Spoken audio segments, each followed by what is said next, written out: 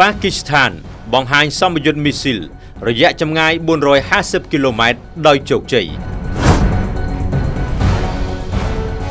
កងទ័ពប៉ាគីស្ថានបានលាតត្រដាងថាខ្លួនបានធ្វើសម្ពយុទ្ធបាញ់ដោយជោគជ័យនៅការអនុវត្តកាំជ្រួចរយៈចម្ងាយ450គីឡូម៉ែត្រខណៈដែលធ្វើពិធីសម្រូតទង់ជាតិចូលនៅឯព្រំដែនតភ្ជាប់ប៉ាគីស្ថាននិងឥណ្ឌា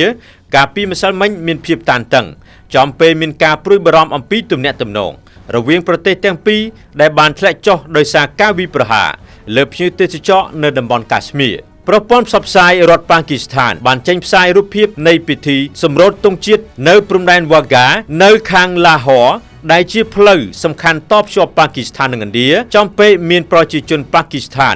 និងភ្ញៀវទេសចរយ៉ាងច្រើនដែលមកទស្សនានៅពិធីនេះ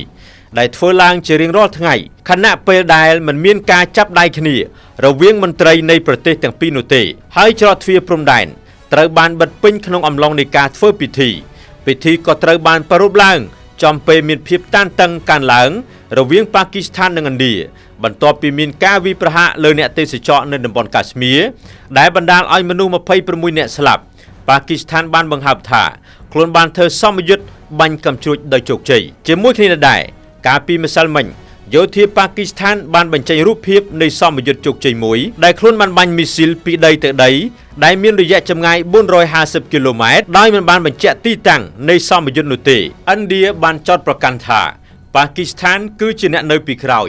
ការវាយប្រហារនៅតំបន់កាಶ್មៀរប៉ុន្តែប៉ាគីស្ថានបានបដិសេធការជាប់ពាក់ព័ន្ធក្នុងការវាយប្រហារនេះដោយនិយាយថា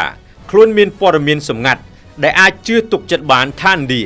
មានបំណងប្រើប្រតិបត្តិការយោធាហើយសងសឹកប្រសិនបើឥណ្ឌាឈ្លានពានខ្ញុំបាទតារាពី RT News